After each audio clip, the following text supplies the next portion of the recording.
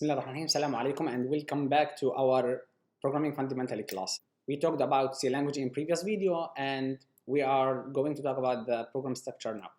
So our video is going to be in this sequence. We'll have with introduction and then talking about the language structure, followed with statements and expression, some examples, reserved words and operators. Talking about programming, you need to set up your environment, and of course that includes having a PC, having a code editor, as well as a compiler to run your code. And before you start to write any code, you need to have an idea of what program you are going to make. And that will be done by writing an algorithm, having pseudocode, drawing the flowchart, as well as understand C programming. I mean, how you are going to write in a language that you don't understand, right?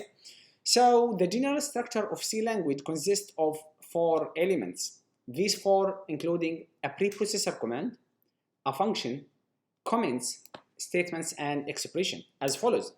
The preprocessor command will be used by the compiler to make our coding easier. Basically, it is by importing others' code into our program and then use it to run the content of our program. These preprocessor commands include information about input and output libraries. Preprocessor command start with hash, and here is an example: include and then studio.h. The other part is the main function, and it is the most important part in C language. Why?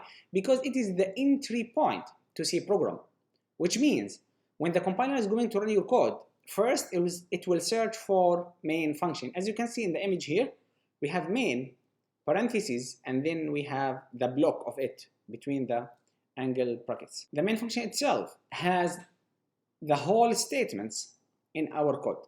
All our code will be inside the main function, let's say the major of our code. Another part of C language is the comment, and it is a human readable text, will be helpful for you as a developer as well as for your teammates. When we are making programs, we don't do it alone. Maybe we start alone, but finally we need some help from others. That's how we make a bigger program, all right? And it has information about the code. For example, the following code is going to do multiplication. Next code is going to do addition, and so on and so forth. So it's a human readable. It is not going to be run. The compiler is going to ignore it. It is only for a human. And it begins with /* and ends with */. So everything between them, such as and end with, is a comment. And you can include comments in 1 or more lines. Another part of C program is statement and expression. Basically, this part is about the code to be executed, such as define a variable, outputting data, inputting data, make calculations, and much more. Example of how C program look like, and this is just a simple program, say hello world. So we have include studio.h. By the way, all need to be small letter. That is better for you. And then we have a comment followed with int main, the parentheses, and opening angle bracket. After that, we have another comment tell us that the following statement is to show or to print a statement to the user. Then we have print if hello world, and then return 0 and the closing tag. The result of this program, when we run it, is just one single statement, say hello world. So as you can see, we have the preprocessor statement, we have the main, we have statements inside, and that's it. As we talked in earlier video, C language have around 32 reserved keywords. So these keywords have specific use, and you cannot using it for something else. We will come to discuss it later. So here are the 32 words. I'm sure you are going to memorize it when you are using it. So remember, practice, practice, and practice.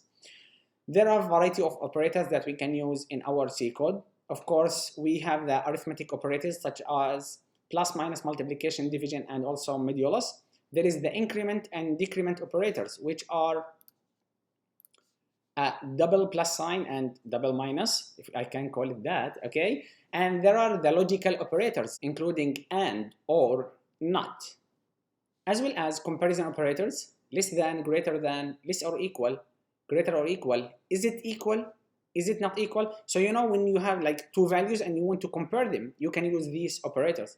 There are also bitwise operators, as well as finally there is the assignment operators.